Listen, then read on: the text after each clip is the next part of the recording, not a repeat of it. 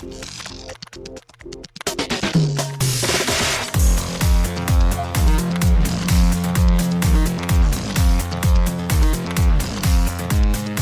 and welcome to Too Fast, Too Forever. There's all kinds of family, we chose this one. This is episode 112, Memento from 2000.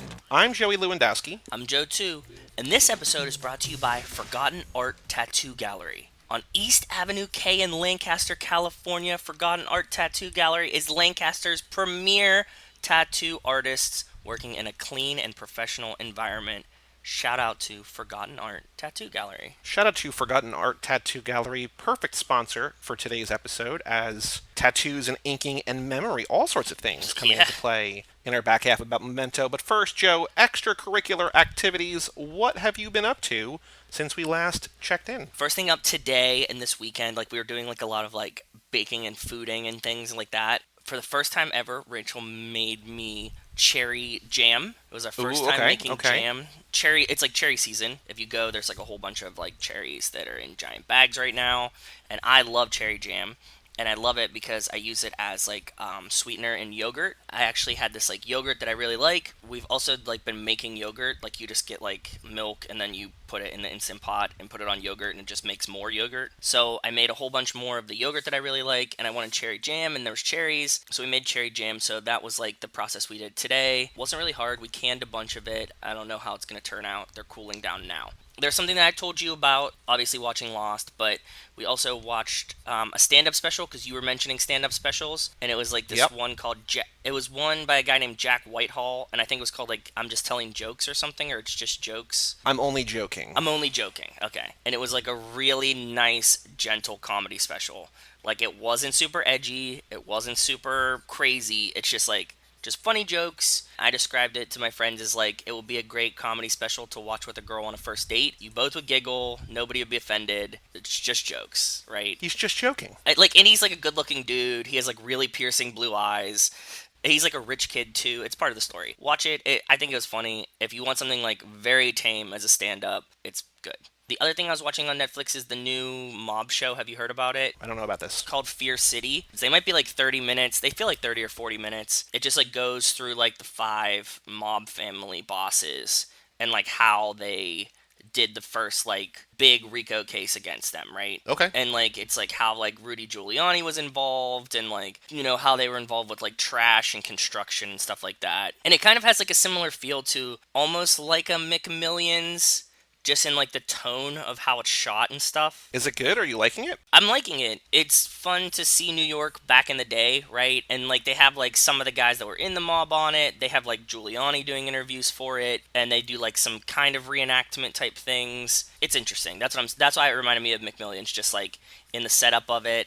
Every episode's kind of a new piece to it, right? I'm enjoying it. It's fun, brain mush. I like it a lot. I'm probably going to finish it up soon, but I was watching other stuff for this, so. Baseball is back, of course. Yes. So I've been watching a lot of baseball. I also didn't realize, because I guess just because I'm more, my friends are more into baseball than basketball, but I didn't realize that basketball comes back on Thursday. Yeah, and hockey's back on Thursday. The NBA restart is Thursday. Or Thursday or Saturday, hockey's back too. Yeah, crazy. But the more exciting thing is that yesterday finally capped off a months-long quest that I had discussed on here before. What was it? So, I don't remember. Back in November, you and I went to Brian and Nicole's wonderful, wonderful wedding. Yep. We recounted it in probably too much detail for this podcast, but we talked about it for a very long time. Because it was awesome. It was fun. It was awesome. And then Brian came on and he was talking about it too. But I don't know if you'll remember from that night or from our conversations here, but at that wedding, I met his friends John and Katie, and they were getting married. And I was like, so you're going to invite me to the wedding, right? And having just met them, but it was just a funny joke or whatever. And then by the end of the night, apparently, John was like, he's kind of making a good case for it. And I was like, well, So I kind of let it die. I just I friended both of them on Facebook, but I didn't message them. And whenever John would be on Brian's podcast, they would talk about it. Or, there was an episode where he, Kyle, and John all had an episode together, and that came up. Okay. And then a couple of weeks ago, I get a Facebook message from John just asking for my email address. And I screenshot and I sent it to Brian. Brian. I'm like, Brian, it's happening. And I get an invite to their virtual wedding via Zoom, which was yesterday, and I was like, Oh, yes. that's I was like, cool. not the wedding that I was envisioning going to, but also not the wedding that they were envisioning having. But I was just like, I'm just honored to be included. They didn't have to like pay for a plate for you, and you're not like, Right. yeah, this is much tamer. Wow. Okay, cool. Yes. Okay. And so I was like, I don't think I would have made the cut if it was an actual, like a real Yeah, life like 50 in-person people. wedding. Yeah. It's just an honor to be included. So like John and Katie had a virtual guest book where you could record a video up to 2 minutes long.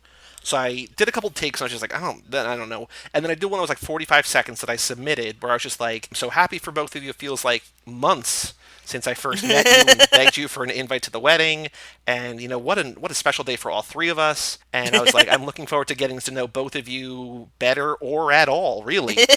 The wedding was actually really, really nice. Like, I was surprised, not based on them, but like surprised that like the Zoom tech all worked as well. Like, they had different people like speaking, and they had this video that played, and they were in their apartment that they did their vows, and everything was really, really wonderful. They split everybody up into breakout rooms because they had this. The woman who was the officiant was also explaining how the Zoom stuff was working, and she's like, after the ceremony, you're gonna go into the breakout rooms and just think of it like it's your Table. like your table at your wedding, right? Yeah. Exactly. I was like, okay, so I'm gonna be at this table with Brian and Nicole because they were on Zoom, and I knew that they were there, but I was like, I know literally no one else at this wedding because I barely know the bride and groom. So I get dumped into the breakout room, and Zoom, if you've ever used Zoom's breakout rooms, it just takes a while. I don't know why it takes so long, but it basically sends one person at a time. And so I get put into this room with like four other webcams. It's like three couples and another dude and me. And I'm like, oh, I don't know anyone. And I'm like messaging Yeah, Brian. I'm like, Brian, you have to get. Brian can't control it. But I'm like, Brian, you need to get here fast. And they're all kind of like making like idle chit chat, whatever. And then Brian comes in and he's like, oh, Joey, I didn't know you were here. And like he just starts. And we basically then for 10 minutes while we wait for John and Katie, just like force these other seven people, Brian's wife included, to like listen to a podcast, like me and Brian just like vamping about nonsense. And he's like, oh, what's that poster behind you? And I'm like, I'm showing. He's like, why don't you give a tour of your house? And so I'm like spinning the laptop around, and we're talking about Slumber Party and the Fast and the Furious and like baseball. And it was like a very weird, like, I think no one was enjoying it except for me and Brian. And that includes Brian's wife, who had to be having like a miserable time hearing me and Brian talk nonsense. But then finally after like 8 or 10 minutes, John and Katie came in. They just said hi. They were there for a couple of minutes, and then they left to go to the next table. Yeah. And we were free to go. But like all in all, it was like an hour. It was really nice. That's so cool. Got to hang out and talk with Brian a little bit, which was cool. Yeah, overall great. And finally, I can check this one off my bucket list, getting invited to a wedding from that wedding. Although I can't continue the streak because like I couldn't talk to anybody from this wedding to get invited to the next. You know what I mean? So like the domino can't continue, but it's an honor to be nominated. It was cool. That story turned out way better than I thought it was going to. Good job. It was very cool. And I also will tell you a story that has less payoff, I think, than I would like, but I told you this on Facebook today. So I also went last night to hang out with past guest of the show and friend of the pod, Jordan Paul and Clark. Okay, cool. She's moving up to Boston. She's shipping up to Boston. And she's like, I want to have like a movie watch in the backyard. So like I went over there and we watched the movie at night. We watched our beloved Sleepaway Camp, which I brought to your attention. I love Sleepaway Camp. Yeah, great movie. And so it was me and Jordan's sister, and Jordan's sister's roommate. The four of us watched it. But as I'm driving up there, I see a Ford GT coming up in the fast lane. Ooh. And like the headlights are not regular headlights. They're like, imagine like, I don't know if you've seen, did you watch Annihilation?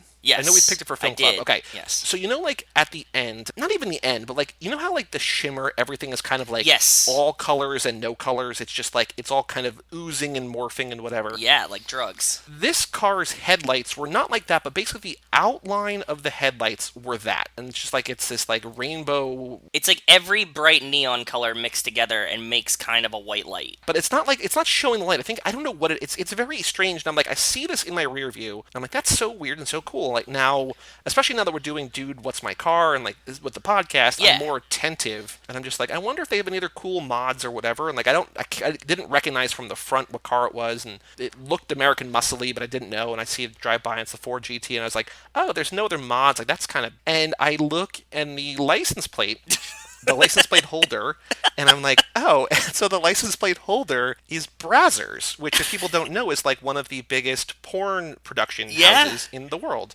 And I was like, who would promote Like You have to either be involved. There's no way. that has to be like an owner or a producer or something who's like the guy who owns it, right? Because Yeah. like you wouldn't just be like a fan. Like even people who are like, That's next level, bro. If you're like out here flexing Brazzers swag, that's like pretty flagrant. You know what I mean? Like I can't imagine anybody's out here. You would get like, oh, maybe if you like even if you were like the lighting guy, I get it, right? You're like, hey, yeah, I do, lighting for Brazzers, and it'd be like, oh, that's pretty funny, I dig that. But if you were just like, yeah, man, huge fan, I'm subscribed to all of their shit, it would be like, what? yeah, like I mean, I can maybe see like maybe see wearing a T-shirt like if the logo, but like I If you don't know, went like if you went to like an adult convention, like an and like adult. that was the giveaway or something. I don't No, know. no. If you were going to Comic Con and you like dress up like whatever character, you don't do that like every day. But if you were like going there, I could see you being like, "Oh, Brazzers is my favorite. Here's my Brazzers T-shirt." But you're not like wearing this to the bank either. So Yeah, I mean, like between the headlights and the license plate, and like it was a very unique blue color. I was like, this is a guy, presumably a guy, but almost certainly a guy who like probably has a I won't say that. Like wants to show off, wants to flex, and wants to be like, look, I'm a porn producer. Here's my cool car. It's like, yes, oh, okay. hopefully that is really cool though. It's just interesting. I like that story a lot. Like it just took me for a loop because you're like, yeah, there's the headlights, and then I see the license plate, and I was like, oh, cool, it's gonna have like a cool license plate or something. It's like Nope. Brazzers, yeah. Like there you Yeah. go. And not even like if the license plate was Brazzers, that'd be one thing. But just Yes. like the cheap plastic outline is just. I'm like, bro, like what do you? Come on, man. Yeah. Ugh. We have a Patreon page here on the show, 2fast2forever.com. Shout out to Cassie Wilson, Jake Freer, Ben Milliman, Nick Burris, Alex Ellen, and Justin Kleinman, Brian Rodriguez of High School Slumber Party, Haley Gerbies, Wes Hampton, Christian Larson, and Jerry Robinson for supporting us at the $5 level or above. Thank you all so Thank much. you. If you want to know what the next three laps are, if you want to pick movies for us to watch this lap and the True. next three laps, Yep. if you want to get stickers, a handwritten note, even more of our undying love and affection, 2fast2forever.com. We also have an email address here on the show, family@cageclub.me. And Joe, we've got 5 emails. One is from Jerry. It's a car picture, so we're going to Cool. save that. But we have 4 emails to read. Thanks for writing in, Jerry. Even if it's just a card picture, appreciate it, bud. He has another email, too, so Okay, cool. we'll get back to Jerry. But the first 2 emails he sent, and I told him to be better, both from Wes Hampton. First up, FNF1, what up, fam? What up, Wes? How are you doing, bud? Wow. That was an intense first movie with Nico and Kevin.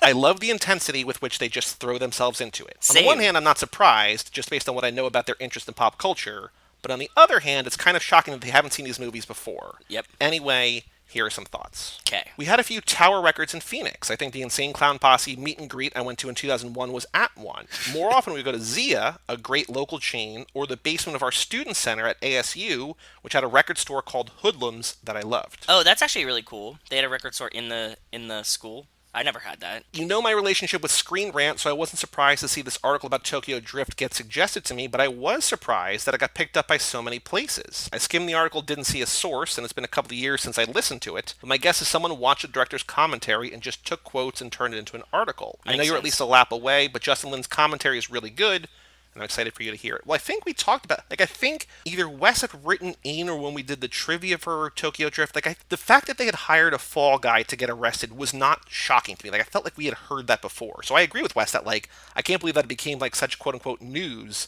that people were like, oh my god, can you believe this? Became a huge news story for the past 2 weeks. I've seen it, get picked up a bunch of places. In the shirtless break scene, it looks like they're sitting on the Supra. I love it, even though it does slow the movie down a bit. Ironically, this would have fit perfectly in 5, 6, or even 7. That's a good point. They just couldn't have they would have had it face enhance them to be older, and we would have had to explain how Leon's back. But I wonder if the Vince's mom in the hospital thing was trying to bring a little humanity to the characters and to show they're not just stealing because they're bad or greedy, but because they have to, and they're trying to do right by their family. Sort of the quote, is it morally wrong to steal bread to feed your family? I mean, that's a bit of a jump, but that's what I took as one possible reason. But you're right.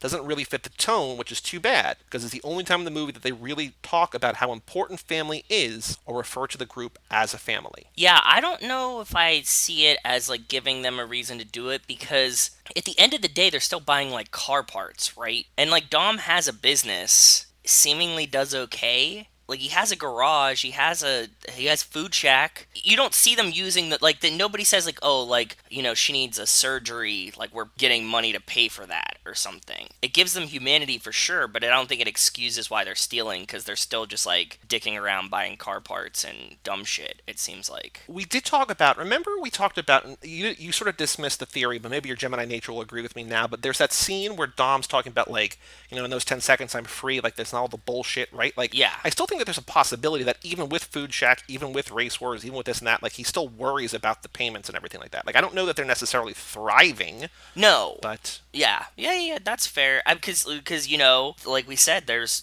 one customer at Food Shack. It's just Brian. They don't seem like they're slammed all the time. The only car that they're working on in DT Precision Auto is Brian's. Maybe the garage and Food Shack don't do very well, and he's just like supporting them because he likes to have them. Or they're money laundering places. Who knows? Yeah. Yeah. Yeah. I have to give Nico credit. His fan theory is way more involved and bonkers than any of mine are, even on my best day. I love it. I love it, but I think where he looks at this franchise like an anime, I approach it as a more classic hero's journey D&D series of linked adventures, and Dungeon Master Vin has been trying to retcon them into a full-blown campaign for the last several adventures. But to be clear, I didn't originate the term Automancer. I got it from a friend of a friend.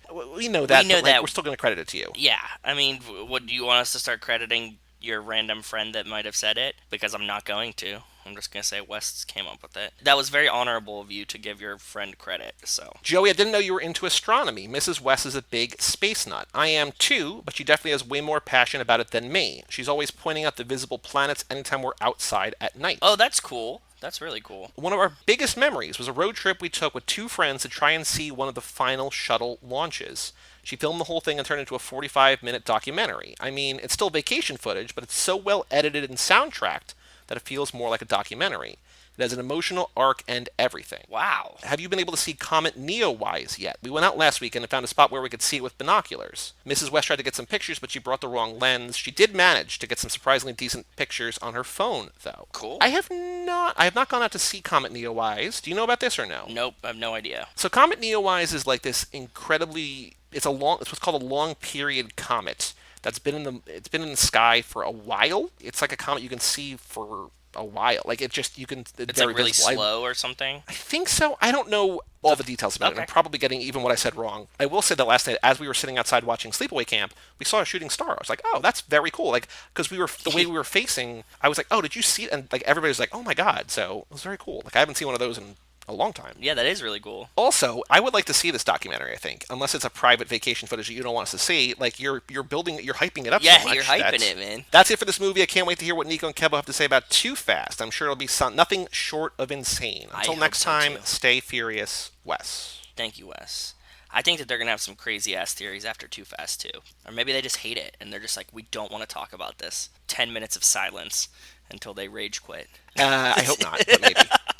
Next email from Wes, subject line Widows, what up fam? What up, Wes again? The Widows episode was great. We saw this in theaters and really loved it, but Mrs. Wes and I somehow had the impression it was going to be much more of a heist movie and less of a drama. I'm not saying we got an Ocean's 11 vibe, but more action and less drama, I guess? Well, we watched the trailer. The trailer kind of sold it as more of a heist than a drama, I think. Right. There's a lot more political stuff than we were expecting, but it was still so good. We've been watching How to Get Away with Murder, and Viola Davis is the queen of handling shit and putting her cheating white husband in the rear view with extreme coldness, and we are fans. I watched a couple seasons of How to Get Away with Murder when I was at my apartment here, so that had to be like at least 5 years ago. We really enjoyed the seasons that we watched. I just gave up at some point. I've never seen a minute of it. Like, I like her as an actor.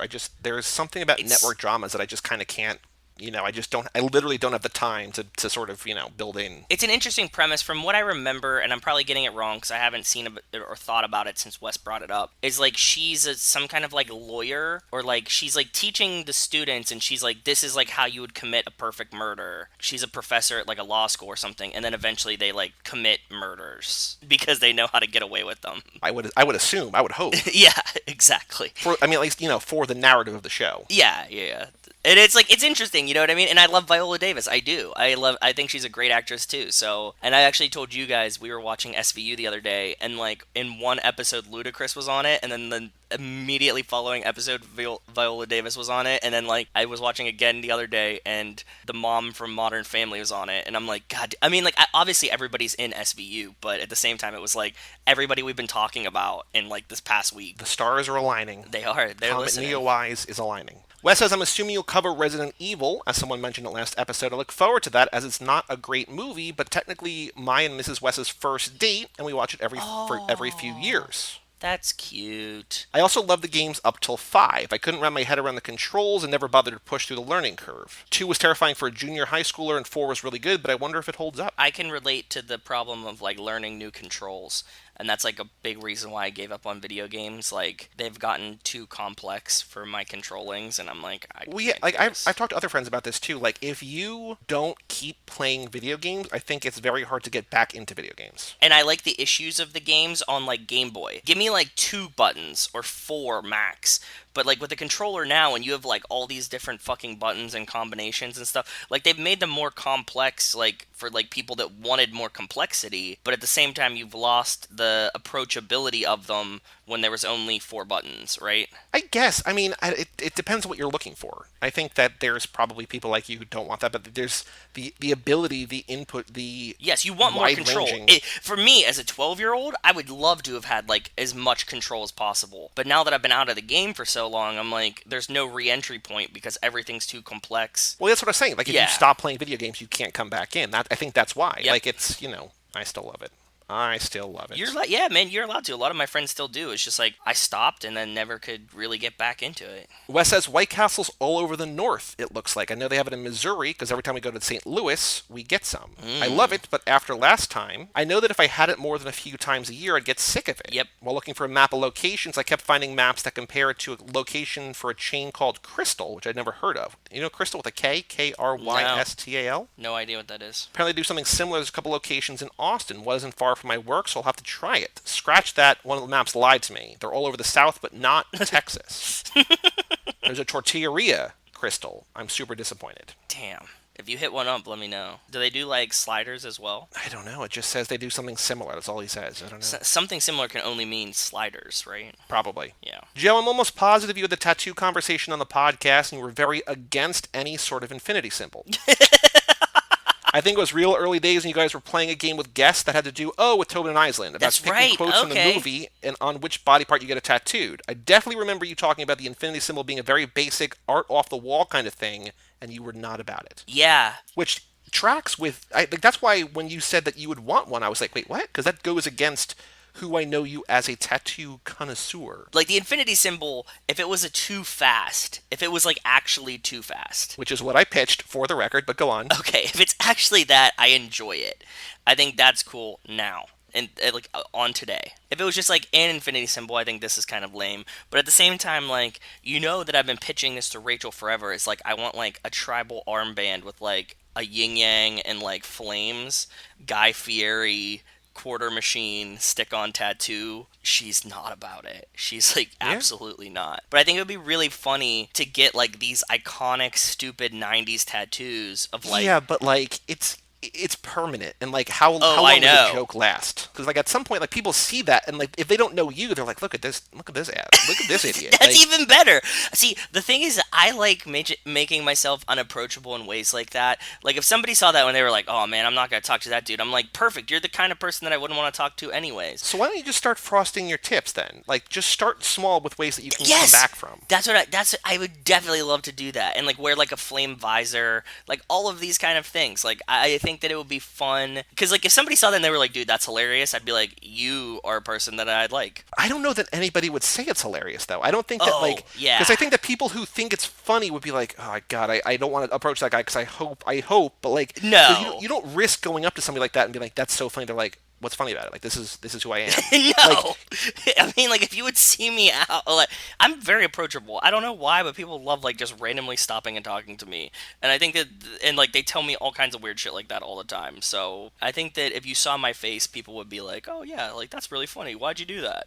And it'd be like, I just thought it was hilarious. And yeah, yeah. the same. That's a good idea. Wes says Jerry's Spider-Man tattoo sounds awesome. I also have a Spider-Man tattoo, but it is not awesome. It was my first tattoo, and I got it in 2006, 2007, the day after St. Patrick's Day, but no drinking was involved on my part. Okay. I wanted something between the Tobey Maguire movie Spider-Man logo and a classic comic version, but it kind of got so it's kind of an amalgamation. Okay. Black line work and shading over my shoulder, but it was cheap and the guy was pretty heavy-handed. Doesn't look great, but I appreciate it for what it is, and it was also the night Mrs. West, our best friend, and I all got our first tattoos, so I like it for that memory. That's cool. As Jeff Rosenstock says, nothing's forever, dude. I'll only have it on me until I die, then it won't matter. That's the other thing about tattoo. Like with age comes, you're just like, yeah, what does it matter? It's gonna go away anyway. Like it doesn't. It doesn't matter. Our friend JB is a big DC fan. He loves Batman and Aquaman's his all-time fave.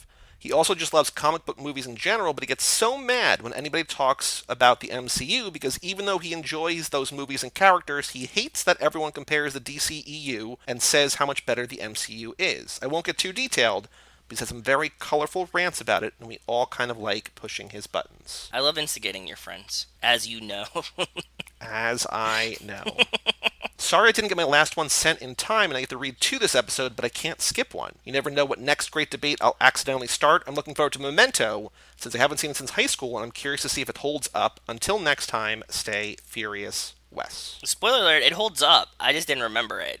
It's still a good movie. Our next email from Emma Franklin, subject line, you wanted the shipping doc. Okay. She says, hi guys, the shipping doc is attached. What we did was include the main family, the Hobbs and Shaw crew, and Cypher and Brixton. We did not include self-cest or incest in the final counts because we did not want to. That's all I have for you. Stay safe, Emma. Oh, so remember, this is like the she said male, shipping female doc, and I was thinking about like The Wire, like the docs, and I was like, what the fuck were we talking about? But no, I get it. Now, this is the relationship document, but she was using the term shipping, the appropriate term. So she has like a color-coded doc where it's either male, male, male, female, female, female, and then the ones that they don't have, like incest or whatever, right? So yes, like yeah. Patty and Shaw or Mia and Dom or whatever.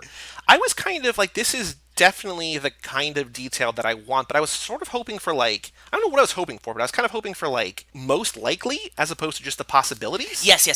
Same. Like you voted on like these like are most believable or something. Yeah. Now that we have the, what is this, 91 total options, total 28 male male, 46 male female, 15 female female, and the two that they throw out.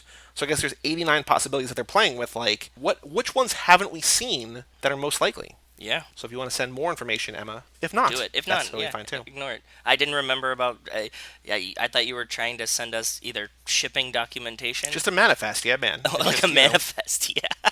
Look for Rogers on the side of the truck. Exactly. That's what I was thinking. And our final email from Jerry, subject line, video games. What up, Jerry? I loved Resident Evil 2, especially how the zombies would just eat the main person after it said, you died. Just continued on eating, which was hilarious to me. He says, I'm weird, I laugh at dark and horror shit, don't at me. No, that's fine. I think that stuff like that's funny. We used to teabag each other in Halo all the time. The wave of the of what, '07. That was just how you did it. I currently have my first system, Super Nintendo, that still works, PS3 Slim, PS2 that my cousin gave me when he got the fat box PS3, and the original Xbox. I love the Need for Speed series since I loved customizing my cars. Anytime I had a Honda, I'll make it all black with green neons. Absolutely. Paying homage to the first movie. Absolutely. Says that's all I have for now since I have a lunch date with Ileana. Be fast, never last. Hope you enjoyed your lunch date, brother. He has a nice collection. I don't have any of my old... Dude, I don't have any of my old systems. Actually, you know what? I have some of my friends' N64s floating around here. And I really wanted to go buy, like, one of those Sega Genesis, like, classic consoles. That, like, the Mikester has, like, all of these now, right? Like, he's bought in, like, all of these, I think. Yeah, I don't know how I feel about those. Like, I think they're cool, but, I like, want them at to some just point... be downloadable, though. Like, that's what I want. Yeah, I mean, like, you can just, like, you can download somewhere, mostly illegally, but, like, you can download, like, a 10 megabyte thing that has, like, every ROM from NES, right? So, like... They should have that, but it should be internet connectable and then let you have like an online store and all the games are like $2, right? On the Switch and like on like Nintendo's things, they've done that. Like you Yes, can buy yeah, I know. any NES game for like $3 or $4 or $5, and like they have Super Nintendo games for like 10. They have like N64 games for like $15. Like you can, there's not every game, but like you can have a pretty extensive digital thing like just on the official Nintendo ones. Yeah. So they're out there, and then like Sega has repackaged everything into like these like Sega collections and everything like that. Like they're mostly out there, and on main, you can sort of play those and kind of get rid of most of the buttons. Like, you don't have to use the entire controller worth of buttons or whatever, right? Exactly. Yeah, but it's not everything. That's what makes me sad. It's like it's not like everything. But like the things that you're looking for most You're likely absolutely will be right. there. Yep. Yeah. Kid Chameleon. These kind of games. Yep. Do you remember Kid Chameleon? Did you ever play Kid Chameleon on Genesis? No, I think I had it, but I never played it. Oh, it's like one of my favorites. Kid Chameleon was like a super sleeper pick for Genesis. I played that game for hours and hours and hours. The Genesis games I played the most were the Sonic games, of course, the Streets of Rage games, of course, the Mortal Kombat games. Yeah. Castle of Illusion starring Mickey Mouse was awesome. Zombies Ate My Neighbors was an all-time great. I played a lot of Sonic and Knuckles where you put the cartridge in the cartridge. Yep. Also, the fact that like you could just add Knuckles retroactively to like the first 3 Sonic games is like crazy. Dope. Like that's such a crazy idea in retrospect. It was so genius. I fucking loved it. And really, what did you do? You changed the sprite's color to red, and it was like the coolest thing ever. Like that was it. You bought like one skin, and it was just like, wow, this is amazing. One new move, whatever he could do. He could sort of glide and whatever, yeah. But yeah. Oh, also we got one more email. It went to a different place. We got one email from Jason Dickinson letting us know that Top Gun was delayed. I have seen him posting a lot about Tom Cruise, and I don't know. I just gotta say, boy, do we have a podcast for you. Mike and I have done every Tom Cruise movie. We just finished the Cruise Club Awards, the Cruisies. So Jason, if you're out there listening, if you want to listen to another podcast, go check out Cruise Club, the Tom Cruise podcast. Wherever you get this one, you can find that one too. So 46 episodes, every Tom Cruise movie covered. So bingo bango. Joe, on the streets, any Fast and Furious news that you have seen since last time? Not that I remember. Nope. Did we post one? No, I posted my coffee cup this morning as I was getting ready. You posted the coffee cup. Our episode of Nate's podcast is up. You want to listen to that? The Rocky Maivia Picture Show, that's up. Yeah. I'm just looking through our Twitter feed. No, I guess not. I guess we didn't. No. And then there's no news for Rock the Vote. So we're on to the Ana Lucia Cortez, Leticia Ortiz, Lost for a Minute, Season 2, Episode 2, Adrift.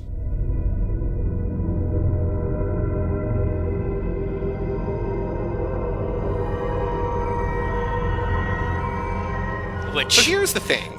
She's not really in this episode. And I was watching this. No, she's not. She might be at the very, very, very end. Maybe. Because, like, on IMDb, there are episodes, like Season 2, Episode 1, which is Man of Science, Man of Faith. Yes. She's credited, but it just says credit only. But on IMDb, it says that she's in this. So I'm assuming we see her at the end, but I don't know. But it's a quick flash, and maybe, yeah. Yes. The reason I didn't want to just skip it, because you're like, should we just do the next one? Like, I know for sure that she's not going to not be in ones from here on out.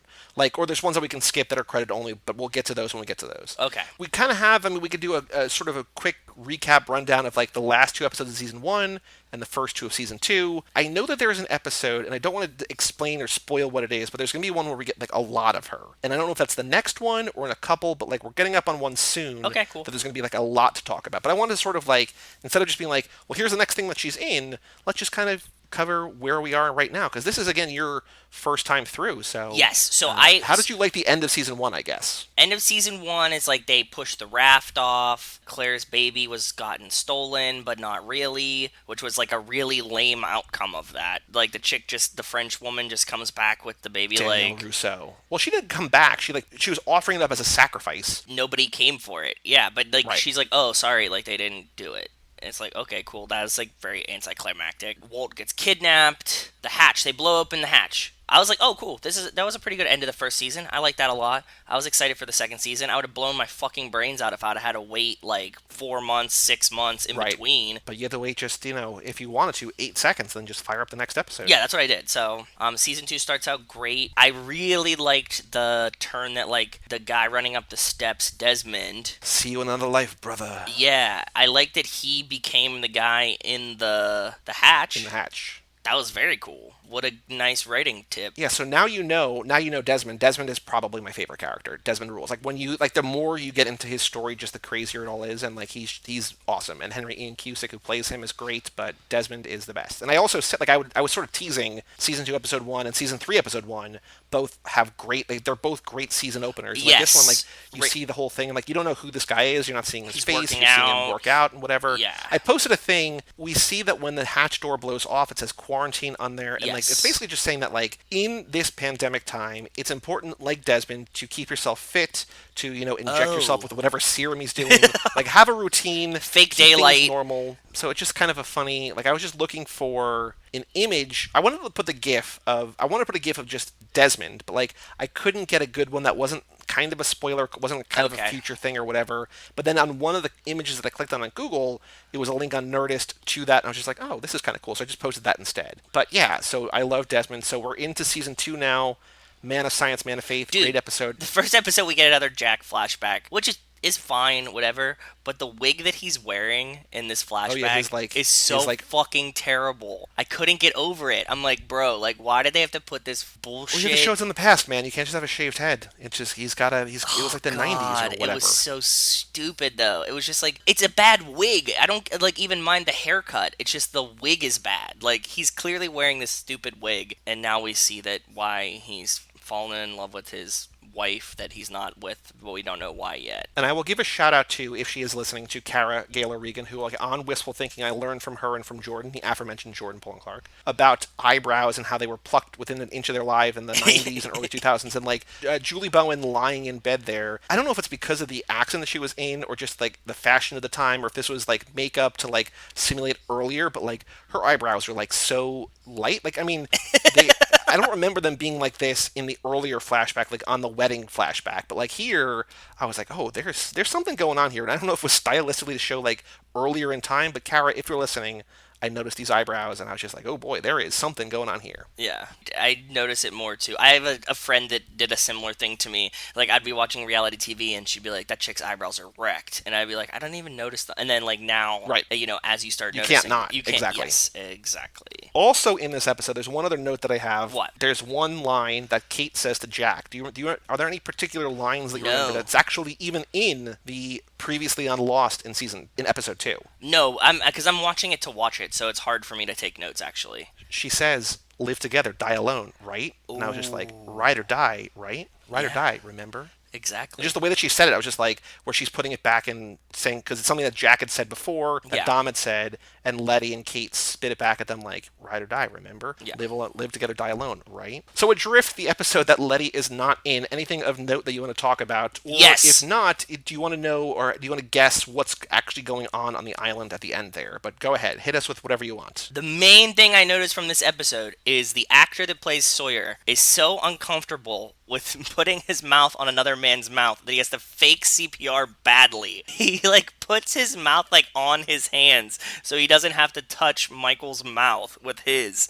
And I'm like, bro, nobody was gonna think you were gay because you did CPR on a guy on a TV show as an actor. There's some things that he could have like blamed on his character. You're faking CPR badly, and like it's noticeable. That's just horrible, horrible, horrible, horrible to see. I don't know. I don't even know the other storylines to this episode. Whose episode was it? It's a Michael episode. It's the Oh, okay. him losing custody Yes, of his kid. that was really sad. Rachel pointed out that he gave Michael a little polar bear, or he gave Walter a little polar bear. I always feel bad. I like the Michael episodes. I feel bad for him. Yeah, we talked about that last episode about Yeah. how he's in an unfortunate position, and as you see here, that like he was gonna win custody, and then his wife basically like guilts him into being like, it's for the kid, right? So, She does have a point too, though. Like, oh, she does, yeah, but it's also like he could have been in Walt's life the entire time, but then he just isn't. they should have had like some kind of deal where like she pays for him to like come visit him. Like You I would won't think, press but like I won't press charges or like I won't like force custody into my hands if you just like let me come out and visit for like 2 weeks every 6 months. so what do you think of the end? They wash up and they're like, look at us back home, right? Like they wash up, they hear like the whole episode they think that Jin is dead, and I'm like, I don't Yeah. remember. So here's the two things I didn't remember. I didn't remember how Jin returned,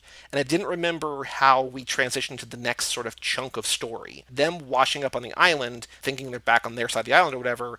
Jin running up to them or at them and him saying others, others, like, but he's handcuffed, thing behind his back. What did you think of this ending here? I think you kind of gave me something here that you said other side of the island, whereas I thought that this was just like I felt like there's always like an evil group of people on the island, right? Because like the French woman's mentioning this like group of people on the island. It like took her baby years ago, so I imagine that there's like a tribe in quotation marks now of like people that are on the island that are like evildoers somehow. They're running the island and they just haven't crossed paths directly with the plane crash people yet. Like, that's where, like, Ethan came from. You know what I mean? Like, there's, like, a group out there, like a malicious group doing something weird. With Letty being in this episode, in quote, and you saying the other side of the island, I'm assuming this is, like, the other half of the people that were on the plane that we haven't seen yet. Well, we'll find out next episode.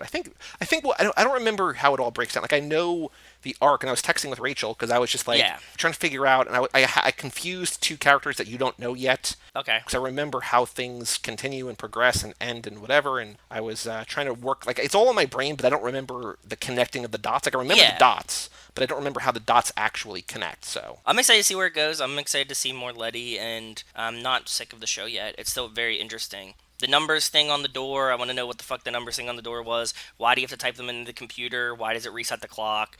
I have no fucking idea, but hopefully they explain it. The only other note that I made here, and I don't know that he does TV, but on Kyle's podcast, Foodie Films, he always has famous food scenes, and I think that Kate discovering that, like, pantry cupboard full of all different food and everything, right? Like, that's a famous food scene where she just, like, takes a bite of the chocolate bar and, like, basically just is in heaven, and then just takes, like, 6 or 7 candy bars and shoves them in her pockets and just doing her Die Hard thing, but has a bunch of candy bars in her back pocket. I was telling Rachel I was really proud of Kate's decision making at that moment, because, like, you want calorie dense foods that are in small form factors, right? So, like, the candy bars were her best choice to take right there, and, like, she did it quickly. I was like, genius. Thank you for finally doing. You know what I mean? Like, she could have been like, "Oh, I want this jar of olives," right? And it's like this monster jar of olives. You're like, "Why the fuck would you take that?" Yeah, but I don't think that was her thought process. I think it was just like, "Oh, candy. I haven't had candy in a while. Like, give me candy." I think that was probably what it is. Yeah, or you're just, like, so inherently in survival mode, your body knows that this has a ton of calories. You're just, like, craving it. You're not even, like, aware that you're doing it. Like, your body will be like, "Oh, candy, that's what I want," because it knows that, like, that's the best way to get the most calories really quickly. It was cool, though. I was like, yeah, good choice. That's exactly what I would have stolen, too. It's like,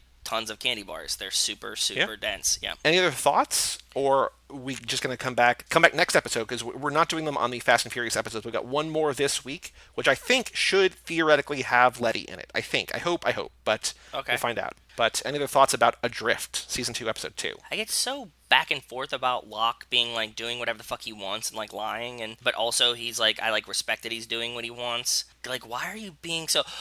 like, he, like, flexed real hard in front of Jack. Like, Jack's like, okay, like, I'm gonna have the bedside manner thing down here. Like, look, guys, we'll all be okay. Like, let's stay together and let's stay calm. Locke's like, fuck that, I'm going back. And you're like, bro, like, come... Like, you can't start a revolt here with, like, 40 other people that are, like, not doing this. You could have just, like, walked away and, like, had a separate conversation, but you need to, like, big dick it that you're going back to the fucking thing. It was frustrating. Get it? You could have totally done the exact same thing and didn't cause a scene, but you needed to, like, cause a scene because you can walk now. I just realized how, like, difficult this segment is, because, like, there's so many things that I just can't say. Like, I know, it's fine. Mm-hmm. I'll just ramble, yeah. Which is nothing new for the podcast. No, absolutely nothing different than usual. All right, Joe, the final thing we have to do before we take a break and talk about Memento is talking about the Fast and the Furious minute 76. Only one title. I never narked on nobody.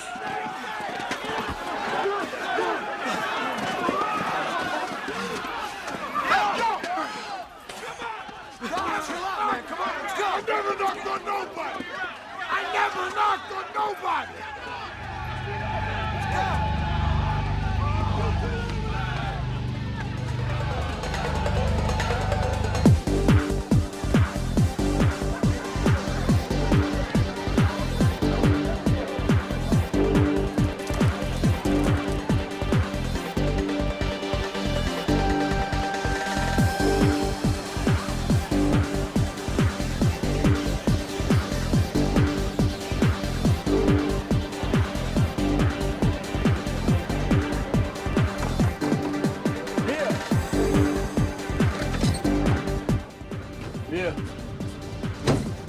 So in this minute, Vince pulls Dom off of Johnny Tran as Johnny Tran smiles a bloody smile on the ground. Mm-hmm. Day cuts to night as Race Wars turns into an outdoor rave. Everyone dances around fires, in trash cans, on torches, etc. Yep. Brian walks the DT Precision Auto Shop trailer in search of Mia. I want to know what this trailer is. I was trying to figure out, like, what kind of trailer this is. Obviously, there's, like, a lot of problems with searching Fast and the Furious trailer. But, I mean, like, even if, like, I tried to narrow it down and do some Google magic, I couldn't find it. and I just search like camper or like whatever, silver, like Icona, whatever, and I can't find it. So I'm sorry, guys, but I did my best. I don't know, like, I guess it's just there as like a hangout spot for them, like functionally, practically at Race Wars, right? Like that's just where like their base of operations, I guess. No, it's probably like where Dom sleeps because he's like not in a tent. Okay, okay. But I so, wanted to yeah, know like but they what just brand and kind and year, and these are the things I was looking for, like a vehicle. right. No, I know what you're. I'm just trying to think. I'm just trying to think of like I know what you were doing, but I was just trying to think about it like within the actual scope of like I guess it's glamping as opposed to just like the Bonnaroo style. Like let's just Also, know, they have a kitchen in rave and there whatever. too. By the way, you Yeah. have a kitchen and a fridge, and you have a bathroom, right? So like then you don't have to use like porta potties, and like you can also have your.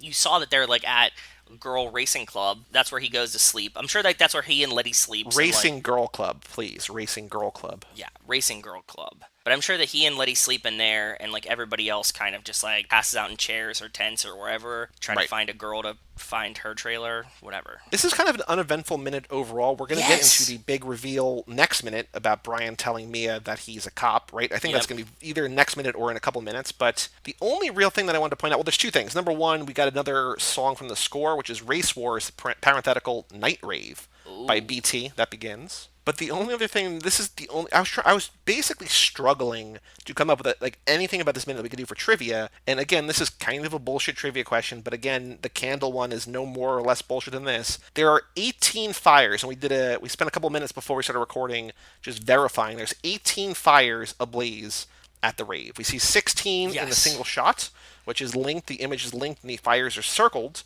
in the Fast and Furious Minute document, which is available at 2fast2forever.com to all of our patrons. Then there's one to the right of the action, and then there's one closer to the trailer at the bottom. So there's 18 fires going in a relatively kind of condensed area, but it's cool. It's a cool visual for sure. It's kind of like a circle. They kind of like made like a perimeter circle, and they're all kind of camping like in and around them.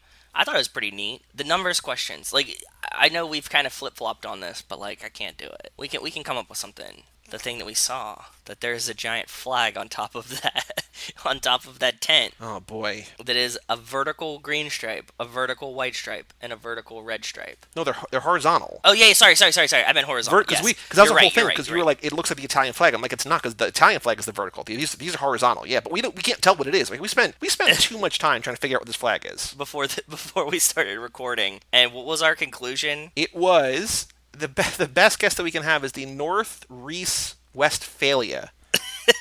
No, North Rhine-Westphalia. But again, it's not that, because like, there's yellow lettering across the white. I don't know what it is. Because it's in the dark. This can't be a trivia question. Oh, I know it can't. I was just making a joke that it's just as bad as the fucking candles one. Like North Rhine-Westphalia. It sounds like you made that up. That's not like, what is that? I know. Yep. It's just like nonsense words. The only product I saw that, to my best guess, the lantern on the table right outside of Dom's trailer is a Coleman North Star lantern. And if you click on the one that I put in there, somebody's filling it with like diesel gasoline, which I thought was pretty cool. Okay. So what do we want to do for the trivia question? If you don't want to do a fire related one, which I don't like the fire question. You had some other ones that I liked better in there. What were they? What is Brian doing during the night rave at Race Wars, looking for Mia? Or where does Brian first go to look for Mia during the night rave at Race Wars? And it's the DT Precision Auto Shop trailer. They're okay. There's just not a lot that goes on here. We already kind of milked, for better or worse, the fight. Yeah, and we can't like really include the deleted scene stuff of No. like what did Johnny Tran say in the deleted scene version of this or something. You know what I mean? Like I think that's pretty unfair. We could do something about the raving guy. Yeah, what color lights is he spinning? Was it blue and orange? I don't know. I'm gonna look it up now. I don't know that we could ask a trivia question that we don't know the answer to in this minute. Blue. It's blue and red. I think it's blue and red. Let me see if I'm right. Then that's fair. But like, is that more or less nitpicky than like what's the flag or how many fires are there? Well, the thing is, the fires pass so fast, so like counting them would be incredible. The guy you see on screen for like a minute. Yeah, but we could also do kind of four wildly different numbers. How many women are dancing on top of the fucking like the Bluth staircase? Yeah, the Bluth airplane staircase. Again, I don't know that that's a thing that's fair either. Like I think why? That's the same thing as the fires. I don't think anybody's paying attention to any of this stuff. We can do an easier, kind of broader question. How do the racers celebrate after a day at Race Wars? A night rave? That one's so easy, though. Like, how do you not remember a night rave scene? Well, because it's only 25 seconds. If we can confirm, yes. Okay, what two cars are parked outside of the trailer as Again, Brian walks in? I don't think that's any different than the Fires one. I think it is. I think it's vastly different because it's Dom and Mia's cars are parked outside. I think it's got to be something about what Brian's doing, I think. Coming from someone who doesn't know or give a shit about cars, I'm not looking at the cars the same way that I'm not counting the women or counting the fires or looking at the flag. I'm watching just like this guy raving or whatever, or like, we could do like what activity is not seen, like raving, like glow sticking or dance, like, It's like two women dancing on a on a Bluth truck, guys spinning lights, people dancing in front of a fire in a garbage can. Glow sticking, I don't know. Maybe we don't need a question for every minute. Oh, you're gonna do no question? The only question I like, the question I do like is what cars are in front of Dom's trailer, and it's Mia and Dom's. And like the answers can be very easy, right? They're like Mia, Letty, Dom, Brian. I think that's like gentle. I think it's wildly difficult. Not wildly difficult. I think it's difficult. I think it's more difficult because it's not more difficult than how many fires there are. Like, because we could do like 5 fires or 10 fires or 18 fires or 40 fires and like have them sort of be wildly different so you could sort of still ballpark it. Not like 17, 18, 19, or 20, like not that, but like have like wildly different fires. In that sense, if you pitched it like that, then yes, like 2, 7, 18, or 26. Do you like that better than the cars or no? No, I don't, but I would be fine with it. I would contest to that. I'll be like, that's fine. Well, we can just put both, and like we'll do both bad questions. That's fair. Shake on it. That works for me. Are visible during the night rave at Race Wars?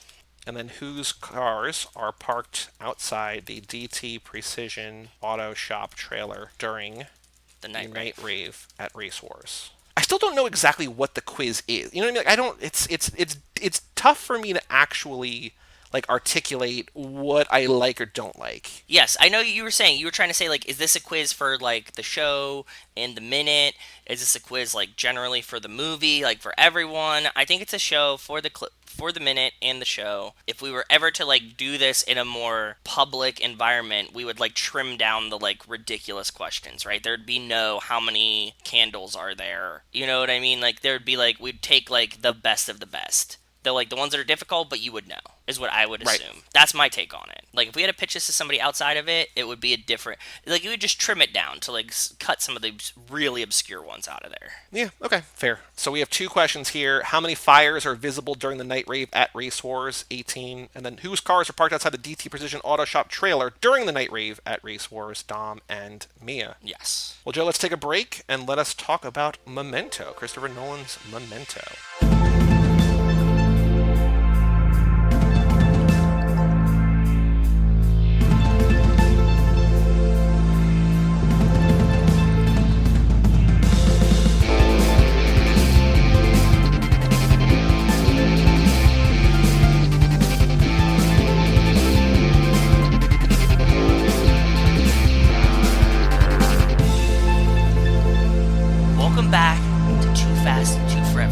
Episode number 112, Memento. This episode is brought to you by Forgotten Art Tattoo Gallery. Jesse, the owner, is a 31-year-old tattoo artist and vandal. He owns and works at Forgotten Art Tattoo Gallery, which is located in North Los Angeles County. He has been tattooing for 14 years now and continues to learn more and more every day. Shout out Forgotten Art Tattoo Gallery. Shout out Forgotten Art. He's got some distinct style. I'm looking at his Instagram right now. Yeah, check out his Instagram. Good work. Well, here we are to talk about Memento, and I will say, I think I might have mentioned it when we talked last time, that I already talked about this movie on a podcast. If you want to hear it not within the scope of a Fast and Furious movie, check out our Cinemakers run where me and the Mikester and Chris podcast did all of Christopher Nolan's movies. I will say, off the bat, I'm very excited to be, like, on some level confused most of this lap. Why? Because I feel like a lot of memory loss movies are intentionally obfuscating and just, like, we don't know exactly what's going on. Like, you don't know who to trust. You get some weird suspicions or whatever. And, like, all these movies where, like, we're pretty much following a main character who has suffered some kind of memory loss. It's like, I don't know what to believe. And I feel like there's a little bit of confusion that we're going to have in almost all these movies that we're watching. This is a movie that, like, I had seen. I don't remember if Rachel had seen before or not, but I definitely watched it with her in this house. So, like, within the past 5 years. And when I put it on today, I was like, I don't remember anything that happens in this movie. Like, I know that the movie Really? exists. Yeah, it's like, just because of, like, the jarring, like, timeline or something, Mm-hmm. my brain wipes itself clean after I watch this. And, like, Very fitting, very appropriate. yeah, it gives me like the perfect amnesic response to this, in the sense that, like, if I wait like 3 or 4 years again, I'll be like, I remember Memento, I don't remember anything that happens in it, and like, and it's just like a whole, it's like watching the movie over again. Like, I'm like, it all feels vaguely familiar, but I also don't know what's happening. If you have not seen this movie, this is Christopher Nolan's second feature film. He did a film called Following in like '98, which is like a 70-minute black and white. This is really his like first quote unquote real movie, like main Okay. movie. I still think this is probably his best movie. Like I think I love almost everything he's done since then. I like Interstellar more because it's the weird sci-fi like emotional father-daughter stuff that I just like scratches that itch me. But I think this is his Yeah. best movie. I think Okay. this movie is just about perfect. So he would go on to do Insomnia, and then he would go on to do Batman Begins. I And from love there, Insomnia too. so if you have not seen this movie, it is about Guy Pearce, and it's told the why this movie is, I think, so well remembered and so beloved. And this was one of the two movies I've ever seen. They both one was this was in high school, and then Usual Suspects in college, where like I watched the movie, I was like, I need to see that again right now. Well, actually three, because I saw Primer too. I Okay. watched Primer 3 times in a row. This is one where I was like, holy shit, what did I just watch? I need to watch this again right now, and I did it again. Okay. So the reason this movie is so unique is that it's told in two different timelines. There is a black and white timeline going from normal, it just sort of starts in the middle of a conversation on the phone and goes forward, and there's a color timeline that starts at the end and works its way backwards. And eventually at the end of the movie, the two timelines combine, and then they sort of tell the last scene. Because it's told basically in reverse, some characters you believe to be evil are actually good, some characters you believe to be good are actually evil. This guy, played by Guy Pearce, Leonard Shelby, shout out Carol Shelby. True. His wife died. His wife was raped and murdered by this guy, John G., and he's trying to find who did that.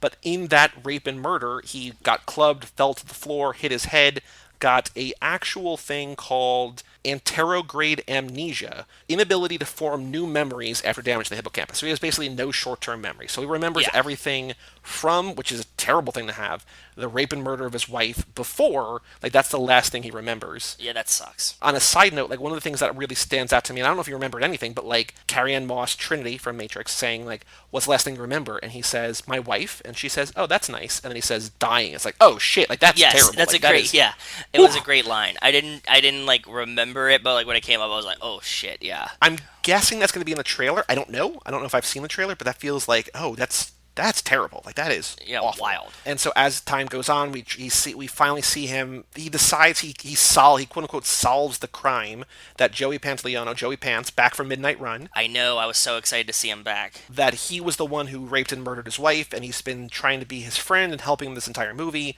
And so he shoots and kills Joey Pants. But we later find out that he was just a cop who has basically been bloodshotting Leonard Shelby, that he solved the crime like a year ago and has just been using him to like he get rid of became other his people. friend. He became his friend to like help him get vengeance. Which they did, Yeah. and then like they just been taking out other people that he's like leading to Bloodshotting. believe are the guy who raped and murdered his wife. Yeah, bloodshotting is a very good way to put this. That's awesome. Right? Yeah, That was like that's- the big fast action. I was like, oh shit, because we talked about that last lap too. So yeah. basically nothing, you can't really believe what you see, and there's a lot of like it's a lot of paranoia and suspicion and everything like that. But And then he forgets and resets. That's the craziest part, right? Like then he'll be like in the middle of doing something, he'll forget, and then you go back and have to like reset, Right. of, like what's going on, and it's really weird. and it seems like the reset comes at like at a loud noise or just like a thing like, there's things where like Trinity will be like really, really shitty to him and then leave, go to her car, but not actually leave, and then come like basically close the door like she just got back to the house, and like it resets, and she's like, oh, and like she comes in and like she's all nice to him or whatever, right? So Yep. it's like it's awful. That's very terrifying. I would hate this. So now I would assume, because you wanted to lead off the lap with this, that this is a movie that you liked, but is that I do the like. case? No, I really like this movie. I think it's great, and it makes me think a lot, and it's very interesting. And my fucking movie blindness, like I remembered, I really enjoy this movie, and I think it's a great movie, but not remembering anything about it made it enjoyable to watch again. Right? Yeah.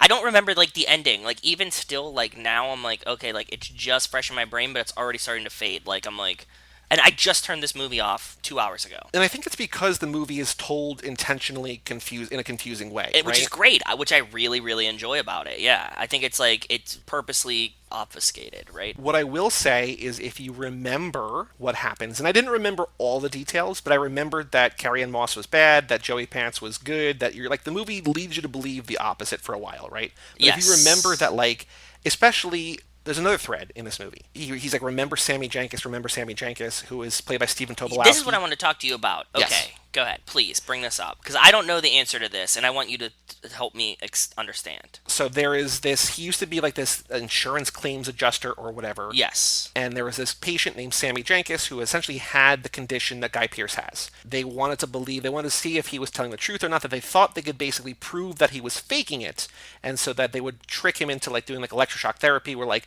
the same toy or same block or whatever is always electrified, and so they would keep doing it. He kept getting mad because he kept getting it wrong. And they're like, that's not really definitive, whatever. We find out that Sammy Jenkins put his wife into a fatal coma because she was diabetic and she wanted to see if it was real. Because they told her it's like psychological, it's not a physical thing. Yeah. So like he could snap out of it. Right. I think he can make new memories. Yeah. And so she's like, okay, we need to ramp this up, turn this up to 11. I'm going to make him keep giving me the shot. I'm going to keep making him think that it's time for my shot.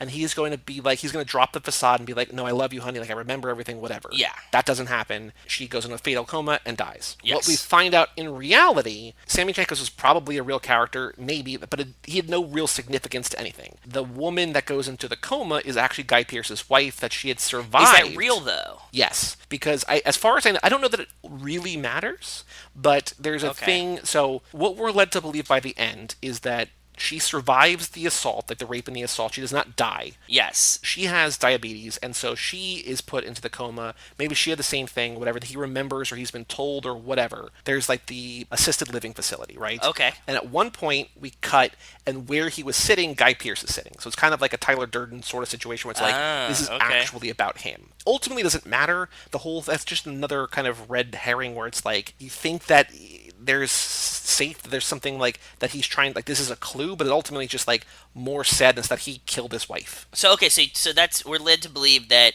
it's not like a pinch. He was giving her shots, and that's what happened. I mean, that's what we're led to believe. I don't know. I don't know that it ultimately doesn't matters whether it's true or not. But yeah, no. I want to know if there was like a definitive answer that you're like, oh yeah, you didn't catch this one part. That means... I think based on that one cut where he's in the place of Stephen Tobolowsky, I think it's led to believe that Sammy Jenkins is just like a guy, like a name that he knew or a name that he ascribed meaning to, but actually it was like he's just remembering fragments of his own life. Like he must have encountered this guy, and he might or might not have had this. He's removing himself from it so he doesn't have to deal with the guilt of it. Probably. I mean, I think there was a Sammy Jenkins. I don't know that he even had this disease, right? Like it might have just been like a guy, like a name or something, or it might have even been a name, because there's like a John G, a Jim G, whatever. Like just like names don't really mean anything because like when you're this in the woods, the motel manager like keeps renting him rooms because his manager is like, you need to milk this guy for all the money that we can get because like, he's not going to remember. You're going to give him a second room, whatever. So like people around him are just taking advantage of him the entire movie, right? They're just like fucking with him, and it's super sad. I don't know that because names don't really matter. He just wants vengeance. Like he's been leading himself to believe this lie that John G raped and murdered my wife, but like whoever John G was, like that didn't even happen, right? Like they were assaulted, like they both got attacked or whatever. Yeah, but she didn't even get murdered. Yeah, right. Yeah. Fast connections. What do you got? We got the Bloodshot. Got Joey Pants back. What else you say? I was watching this movie, and it was kind of hard to watch for Fast connections, only because I was trying to pay attention to the storyline, which is very convoluted because I didn't remember it. But I had a lot of things that I noticed that we don't see in Fast and Furious that we should see in Fast and the Furious. Okay. This is a two-part question. The one part kind of answers itself. Why do we not see anybody sleep or awaken in Fast and the Furious ever? I get that it's Fast and Furious, so like you can't really be sleeping. But two, why don't we ever see them, like, stop in seedy motels? I was thinking that, yes. I don't know. I don't have an answer for that. We see it in the turbocharged prelude, I think, right? Like, Brian's kind of doing that in the cross-country thing, but, like, Don't you think we would see more of these like seedy motels? Like Brian like comes out and he's like just runs out of it and hops in his car all the time. Like he doesn't Yeah. really have a home. They're on the run. So like they always just have like a warehouse or garage somewhere. It does seem weird because I was trying to think of like there's got to be a scene where they have like an informant or they have to lie low or whatever, and Yeah. no, it just never happens. Like they have like it just seems like that's not an issue or a problem they ever have to solve. Yeah, that's what I'm saying. So I was like, man, that's kind of weird. Near the end, when you start to find out that Trinity is bad and using him, along the lines of the scene where she's like, who did this to you? Who busted her lip? And it was him because she just called his wife a whore. She goes outside and comes back in. When she's doing the like walking around him, taunting him thing, how Cypher of her was that? Yeah, I got a yeah. really ciphery vibe. I'm telling you what you're gonna do for me. This is what's happening, and all this kind of stuff. And I was like, oh, that's very, very interesting. I wonder where she went as an actress. I'm gonna look her up because like I love like she's so good as Trinity. I remember Yep. her in this. She was in like Red Planet, but like I don't know where she wound up. I don't know either. I haven't seen her in anything in forever, dude. Carrie Ann Moss. Oh, she was in Fido, that zombie movie. She's been in a bunch of TV. Oh, she was in Jessica Jones. That's right. She was she was a big part of Oh. Jessica Jones. She's been working consistently. She's just been doing a bunch of different stuff, a lot of British movies and stuff like that. She's gonna be in the new Matrix, the Matrix 4. She's as Trinity, so Okay. she's back. But yeah, Do you have one? we see at one point he has a broken driver's window. I was like, Oh. did Roman do that? Yes, that's very, very true. We found out that he got like shot through it. Oh, one of the one of the funniest parts of this movie is he like snaps to in the middle of a chase scene. He's like, "Okay, what am I doing? I'm chasing this that guy." guy. And then the guy shoots him. He's like, "Okay, nope, he's chasing me." It's just like it's very funny. Just like he's that with it to like be that quick in the moment to be like, "Okay, gotta turn around and run the other way." It's a very funny delivery of like oh, I thought I was one thing, but it's Yes. again. I didn't think about it till just now, but it's like good guy being the bad guy pretending to be the good guy. Like it's that kind of thing, which is He's like I very don't know. both. Also, the like running through the anything, especially like a trailer park, is like what it kind of looks like, right? Yeah. Like him running through that is very Fast and the Furious with like all the parkour and four and stuff like chasing people over rooftops and stuff like that. And we're in California, right? We assume we're in California. There's a plate, like the drug dealer plate, the car that he's driving is a Nevada plate, but I don't know if it's California or if it's Nevada. It's definitely out there somewhere. Yeah, it has some like deserty kind of vibes. It's American Southwest for sure. Yeah. Okay. I was getting major flashes. This is not a fast action, but like I think it's just the style at the time. But I was getting Brad Pitt in Fight Club vibes, just Guy Pearce's like look and like he's shirtless a lot in this movie. Yeah. And I was Yeah. just I made a note. I was like, imagine how good he would look if like suits in the year 2000 were even remotely flattering. Like there's so much extra Yes, like tailored. clothing. And he's like, and at one point, Joey Pants says that this is like a designer suit. So you're like, what? Yeah, like it's just like fashion was bad for a while. Like I get that it's always of the time, but it's just like, man, like you look back now, but like just take everything in a bunch. Yeah. So much extra material for no reason. Like, Oh, why? boy. And he's like a skinny dude, too. So it's like everything's like super baggy. Actually, I will say that on the note of Fight Club, I forgot. I knew there was a trivia, but I forgot what it was. The phone number for Teddy for Joey Pants 555-0134 is the same phone number that Marla Singer has in Fight Club. Oh. Like a little, meaningless reference, but a fun little reference. A little nod. It was Yeah. intentional, I'm sure. I'm sure it was. Memory, yeah, all sorts. You know what I mean? We're not doing Fight Club this lap. We could have, but Yeah, we're we'll do not. that. We'll definitely do a homo like what we want to do for Film Club, that homoerotic month, which would not fly. Oh, God. But we can for sure do a homo. We could do Point Break. We could do Fight Club. We could do Oh. all sorts of stuff, right? Because That's we a got the Dom really and Brian good thing. idea. All right, I'm gonna make a note Oh. of that too. What's a movie where two very strong men are pretending like they're fighting each other, but they're really just in love? And we got to figure out a way to do that. That like it's bulletproof from criticism, and it's genuinely, I think, the most interesting relationship dynamic in these Oh, movies yeah. in the Fast and Furious. So like I need to make sure that like when we put it out into the world, we're like we're not hating on it, we're embracing it. But I think there is something there because there's a lot of movies where it's like two very straight aggro dudes very clearly in love with each other. When I first started to realize that like Fight Club was just like two men being in love, it blew my mind. And then we always talk about it, that how much we love that like very hetero people will always be like, Fight Club is such a dope movie, and you're like, that movie is literally like, it's so homoerotic that I can't believe that you guys are loving this movie. And they're like, what are you talking about? It's about dudes fighting. And you're like, okay, man, you did. Shirtless dudes like grappling with each other and like If you don't see it, I don't know what to tell you, but you're watching a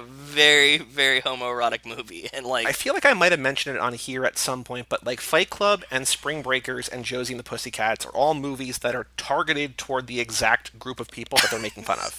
I Like know. Spring Breakers is like, hey, college kids, come here, like let me dunk on I told you my Spring Breakers story that my sister said she went to go see it and she walked out. Makes sense. I She mean, was just like, this is movie's terrible. Like, this is not about, like, what did she think it was, like, Party X or whatever? What was the other movie? Project X. Yes. Project X. Like, she went in thinking it was going to be like Project X, but it was just like, nope. Like, No. absolutely not. And Josie and the Pussycats is just about like a boy band or like a boy band like that dies in the opening scene. Like they're the biggest band in the world and they die in a plane crash in the opening scene. And then they need to like the record label needs to replace them. So they like cultivate Josie and the Pussycats. But it's all talking about like how vapid and pointless like pop music is. But it's all like, hey, kids who love boy bands, like come see this movie. Like it's a very crazy Self-awareness it's level. cool when those like are somehow able to get through and be like, hey bros, like what's even cooler what's even cooler than fighting dudes? Fucking dudes. But like Yeah, exactly. but yeah, I think a homoeroticism lap on a long enough time, then we will for sure get to that. Yeah, that'd be very interesting and a lot of fun. The last major fascination I had is when he's driving away at the end and he's like, if you just close your eyes, is the world still there? And he's driving with his eyes closed, and I was like, is he doing the stare and drive? Ooh. Like the no look and drive going on right now? And I was like, Yeah. where's Eva Mendes? And I just wanted to just him just close his eyes and see Eva Mendes for a second, and then open his eyes. Man, I just got so excited that we're gonna get Eva Mendes back in the next in Too Fast. Like we're gonna see her in a couple movies. Like I've been missing her. She's we need to get Monica Fuentes back. I think Nico is going to love Monica Fuentes. I'm guessing. I think so too, and yeah, I think there's like He's a got lot the of Cuban characters. pride going. I think he probably, I think he's going to love Too Fast a lot. But I think so too.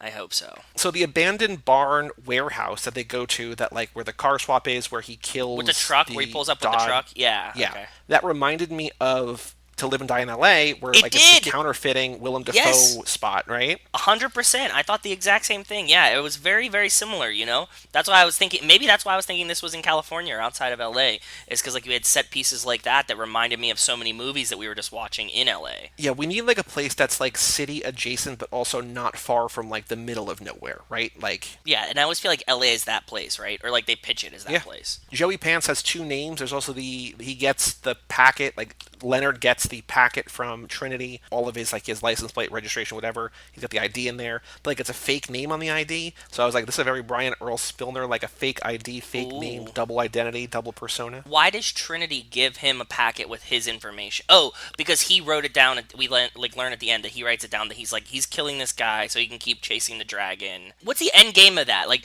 is he trying to kill him so that he keeps playing this game so he doesn't like confront the actual reality of it, or what? No, I think so. He keeps playing the game because he at the end, and I feel like he's probably thought this over and over again, which adds like just the profound sadness of all this. That he thinks that if he gets vengeance, he will finally remember.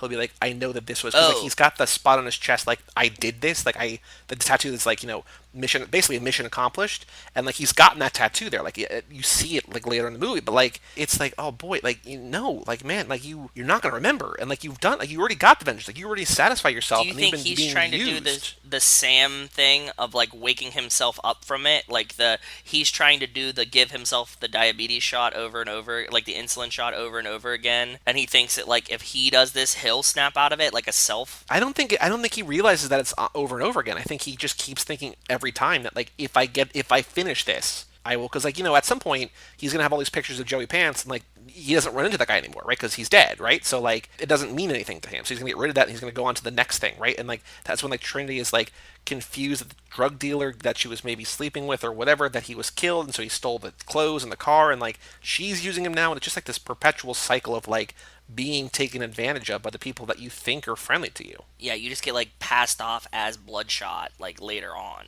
Yeah. That sucks. I did write down, which we talked about before. I literally wrote, we don't get a ton of motels or hotels in these movies, huh? So That's thought what I the just same said. thing. Yeah, same thing. Imagine going to the bathroom and then getting pummeled by a naked dude who was just in the shower. It's like, how messed up would that be? Like Dodd goes in and pees in the hotel bathroom, and then like Guy Pearce jumps out naked out of the shower and just beats his ass. Like that's got to be so disorienting for so many reasons. Yes, that, and also from the other perspective, as someone who drinks a bunch, imagine what it would be like having this and then drinking, because you'd be sitting there like holding the bottle. You'd be like, am I drunk or am I not drunk? And like you don't remember, and you're like, do I not remember because I'm drunk, or do I Well, he not says that. He's remember? like, I don't feel drunk. Yeah, you'd be like, what? Like, what the fuck is it would be so surreal to like snap into it and have like a beer in front of you, and you'd be like, am I okay to drive? Like, why should you? This guy should not be drinking. Like when he says like when he has a gun and he's like, "Is it your gun?" and he's like, "I definitely shouldn't have a gun." And we're like, "Yeah, you should not have a gun."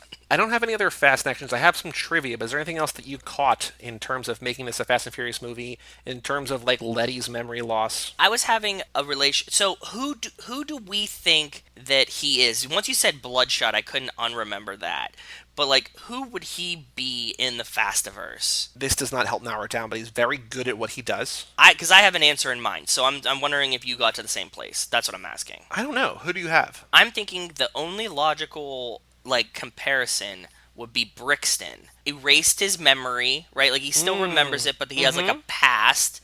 He's very good at what he does, and he's also like a for hire killer, essentially. I was also thinking, like, I was trying to think as I watched the movie about like what it was actually like between 4 and 6 to have Letty basically be recruited by Shaw, right? And like the going through and like seeing people take advantage of her, and like she doesn't have this, like she's not unable to make short-term memory, so she knows probably that like Shaw's kind of an asshole and she doesn't really want to be doing this life, but she can't remember who she was. Different thing altogether. She is but the complete opposite, like the reciprocal. Like she doesn't remember anything before, but she's fine from then on. I think Brixton would make sense. It's got to be someone who it's tough because like this plot device has been done. Like the reason we're covering these is for Letty, but it's the opposite of Letty. So I'm kind of feeling like, okay, who do you think Joey Pants's character is?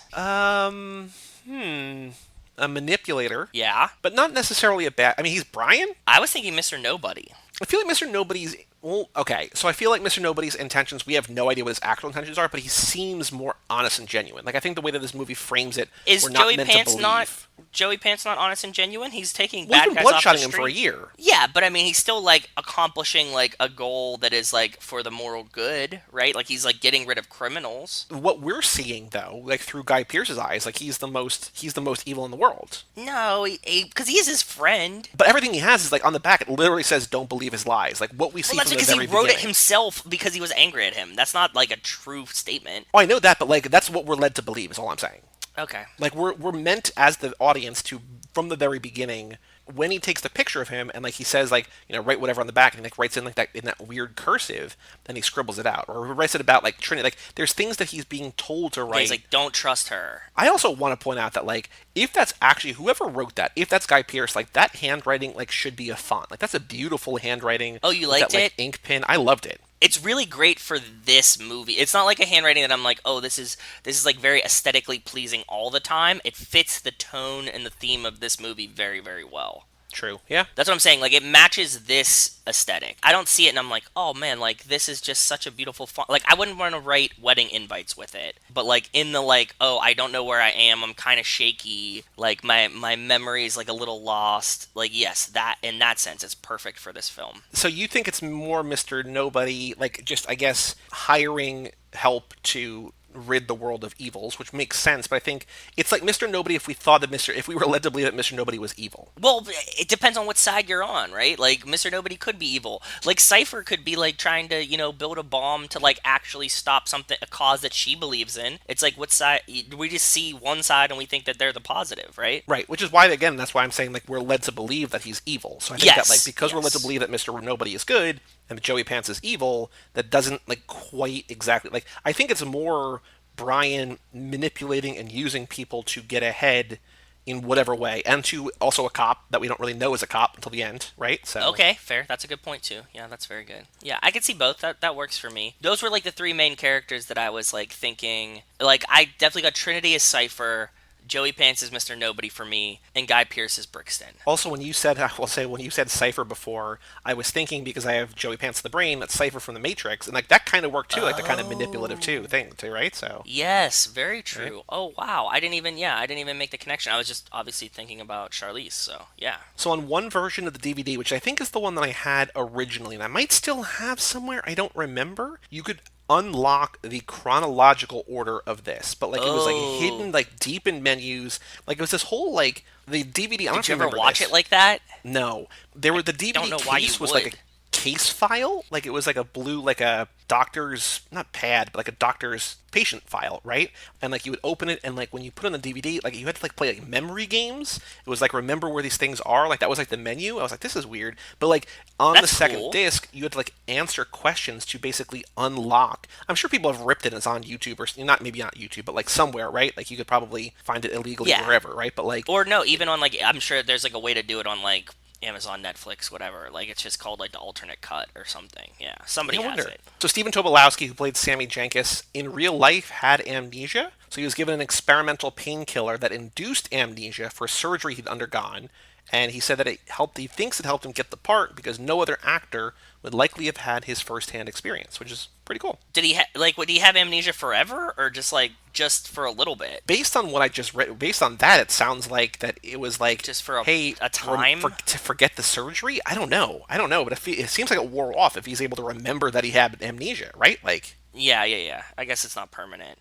I've definitely blacked. I mean, like I blacked out before from non-drinking too.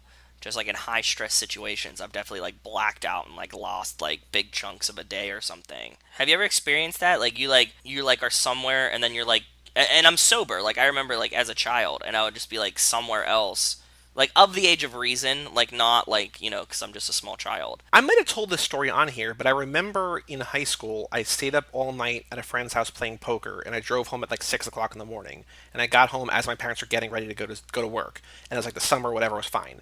They were like, "This is a weird time for you to be getting home, but whatever." And I had bunk beds at the time. Like I never shared my room with anybody. But I had bunk beds because I was cool. Dude. Yeah, that's and I always slept on the bottom, but I woke up 5 hours later on the top, and I was like, I don't remember getting up here. And I was like, I probably shouldn't have driven here 4 hours ago, 5 hours ago, if I was going to be in a state where I would apparently climb my bunk bed, which I never did, get on my top bunk. Like, I was like, that feels wildly dangerous in retrospect. And I'm also assuming you weren't drinking either. No, I was totally sober. I didn't drink until I was like that's 22 what I thought. Or something. Yeah, that was just like I was just exhausted to the point where like I hadn't slept in 24 hours. In high stress situation, like you were inducing the stress, but you were in a high stress situation. In terms of the considered for the role, for the Guy Pearce part, Aaron Eckhart, Brad Pitt, aforementioned Brad Pitt, Charlie Sheen, and Thomas Jane were all considered for the role of Leonard before Guy Pearce got the part. Oh, Charlie Sheen would have been kind of weird, right? Yeah, I mean, yes. Not even at the time, like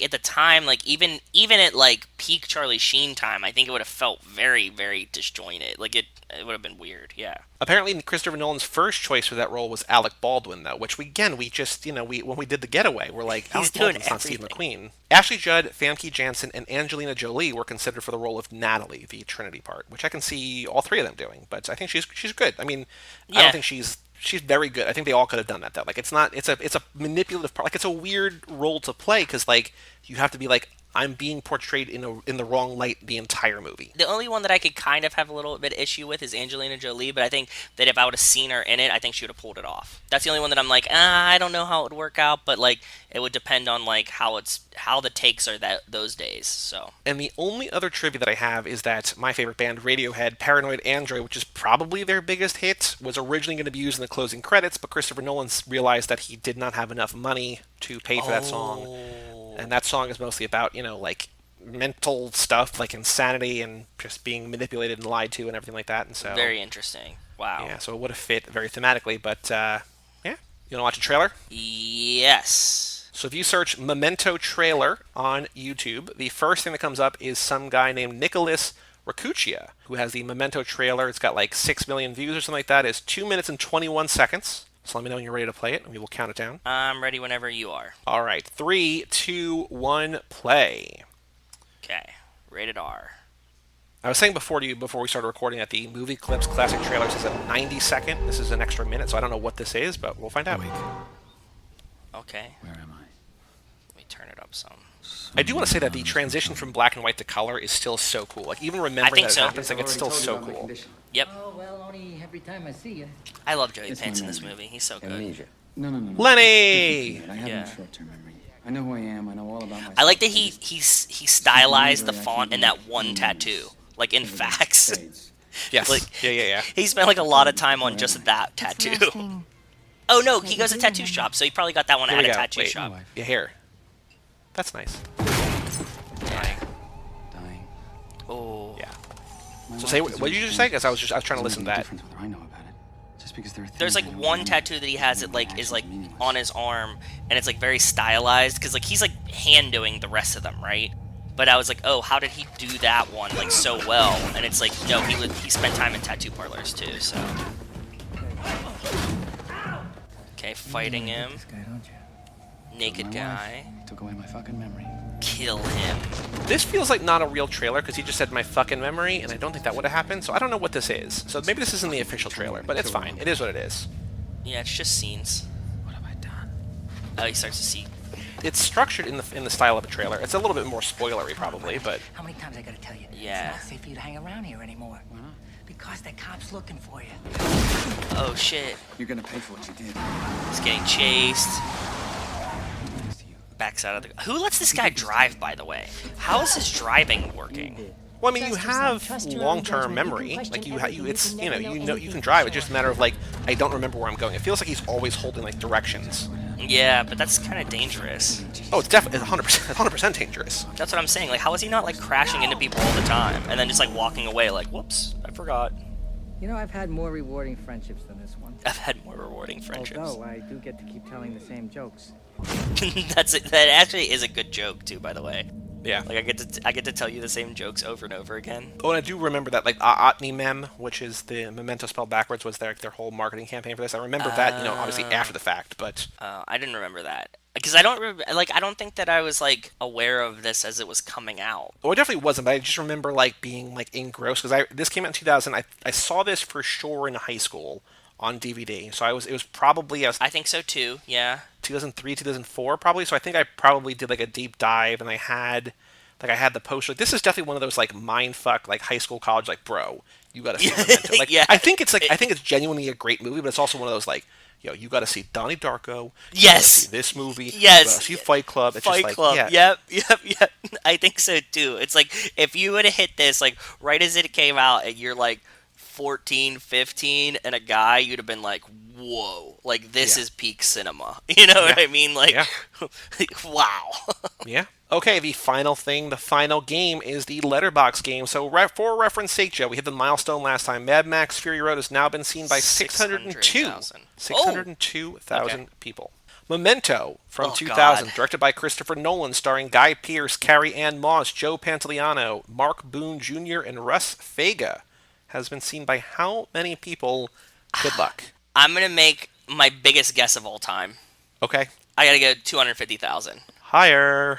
Higher, 350,000. Higher. 400,000. A little bit lower. 385. 392,081. Jesus. I saw that and I was like, oh god, that's a lot of people. That's a lot. Because this is... I was guessing high at 200, but I was like, oh man. Yeah, I knew it was going to be like a monstrous, yeah. good movie, cool movie, film nerd director, like everything is in this movie. So now here's the very difficult thing. Out of those almost 400,000 people, God. how many people have it in their top four of all time? Average rating 4.1, most common 4 stars, then 5 stars, then 4.5 stars. This is one of the highest rated movies I think we've probably ever done. How many of those 392,000 people have it in their top 4? Again, good luck. I'm going to go 2,500, and I think that's a stupid high number. It's not stupid high enough. Really? Yeah. 4,000. 3,900. 3.9K. Wow. It doesn't give me a more. So here's the thing. I don't know where to begin picking people. So I just went to two people. So do you want to pick a number 1 or 2? 2. So we're going to do G. Lou at 9 Space King on Letterboxd, who has reviewed it 3 times. Let's see what these reviews are. Complex and ingenious. 5 stars. Okay. An incredibly complex, mind-blowing thriller from Christopher Nolan. 5 stars. And then he writes one backwards. In conclusion, this he gets a really kind of cutesy with this third review, 5 stars. So G. Lou from Virginia. I like to draw and code in my spare time. Top 4 films. This is his number 3 film. Primer. No, his other 3 movies are 3 of. I don't want to say this in a way that like makes it overstates it. It's not the biggest movies of all time, but they're 3 of the biggest movies of all time. Avengers Endgame. No, they're all from 2 from the 90s and 1 from the 80s. The Matrix, or was that 2000? No, that was 99. You're in the right decade. One of them is on a podcast that Mike and I are currently doing. Top Gun. Nope, the Mission other half of Impossible. that. The other half of that podcast. Oh, Forrest Gump. No, but okay, so here's the thing. So, right actor, of course, you got there. Same year as that, one of the other biggest movies, like one of the movies that people, because Forrest Gump won a bunch of awards, people were like other movies should have won. That came out the same year as Pulp Fiction. This other movie, which a lot of people consider the best movie of all time, came out that year. That's this guy's number one movie. But then there's also Shawshank the Tom Redemption? Hanks movie. Shawshank Redemption, number one. Okay. But there's also what's arguably, I don't know if this is the right way to describe it. What's Tom Hanks's biggest movie? Bigger than Forrest Gump, I would say. Maybe. Big, obviously. Well, big, yes, but no, not big. I don't want to give too many more hints. I will give Bigger more than hints if I need Forrest it. Gump around the same time. A year later, 1995. What is? Keep going. I can't dig it out. Not big. It's the first in a franchise. The first in a franchise with Tom Hanks. Mm-hmm. He's done 2 franchises ever. One is the Da Vinci Code. This other one of the best franchises of all time. Each movie kind of gets better than the previous. I don't know. It's not Catch Me If You Can. That's way later. And it's also not a franchise. Yeah, not a franchise. Reach for the sky. What is it? I don't know. There's a snake in my boot. I don't know. Toy Story. Oh, fuck me. Okay. Like, that is Yes. probably his biggest You're movie. right. Like, You're right. I just didn't see him in it. You're 100% right. Yep. And then number 2 is also the first in a franchise of 4. But it's from the early 80s. It's from the early 80s. And it's from a guy. It stars a guy. Not from a guy. It stars a guy who we have linked to the Fastiverse. Not in the Fastiverse, but we have linked to the Fastiverse. We have linked them to the Fastiverse. Yeah. Is it Indiana Jones? Raiders of the Lost Yes! Ark. Good clues, bud. Those What are I like found- only so- for me. Shawshank and Raiders and Memento and Toy Story. And the other guy's top 4, his picture was Memento. His top 4 were Memento, Minority Report, Saving Private Ryan, and Eyes Wide Shut. What I found is that people, no offense to people who have this in their top 4, kind of basic bitches when it comes to this. Just like, I love Memento, and I also love the biggest movies of all time. Yeah, I was thinking we were gonna get more of the like Donnie Darko Fight Club primer. This is the kind of movies I like. You know? Let me find. It shouldn't surprise you that almost all these people, all these pictures I'm looking at, are of dudes. Raphael, Zodiac, Jurassic Park, Memento, Zodiac. Children of Men. Yes. Forrest Gump, Shawshank, 12 Angry Men, Memento, The Yep. Matrix, Forrest Gump, Memento, The Sunset Limited, which I don't know. Interstellar, Pulp Fiction, Memento, and Your Yeah. Name. Yep. Interstellar, Hacksaw Ridge, Memento, and Gifted. Okay. These are all like, oh yeah, okay, this makes sense. Yeah, that's what I was. The one you. Oh fuck! You just said one that was like. I was like, oh, how did I forget that one too? There was like another one in there that was like, yes, I get it. You're not winning any creativity awards here when you're putting Memento in your top 4, apparently. No offense. No. I love Memento. It's my I love favorite this Christopher movie, Nolan. too. It's my second favorite Christopher Nolan movie. It's, I think, his best, but I have the poster up in my dorm room, but, you know. So do they. Boy, so do they. Well, Joe, on Friday, we're going to have our memory wiped once again. Cool. We're going to talk about Dark City, which is Justin Kleinman's patron pick, which I'm very excited about. I have no A movie idea you what had this is about. I want to say something, but I'm not going to, so I will Don't. save it. But yeah, it came out in 1998, directed by Alex Proyas, who directed Knowing with Nicolas Cage, which is the world is ending. There's also numbers in that, unlike, very much like Lost, where it's just like there's true. numbers that mean things, disasters. Ooh. Any other thoughts about Memento? No, if you haven't seen this movie, go watch it. It is really good. There's a reason why every 15-year-old boy puts a poster of it in his dorm room. 17, 18, 20-year-old boy, whatever. Yeah. For all things Too Fast, Too Forever, you go to cageclub.me, facebook.com/TooFast2Forever, or at TooFast2Forever on Twitter and Instagram. Email us, family@cageclub.me. Come back on Friday, if you remember, for Dark City. Check out our Patreon page at TooFast2Forever.com. Email us, family@cageclub.me. And let us know how you're enjoying Lap 7 so far. The Leticia Please. Ortiz, Michelle Rodriguez, Missing Pieces lap. I'm Joey Lewandowski. I'm Joe too. And we'll see you next time right here on Too Fast, Too Forever. Peace out. out. You anus piecers.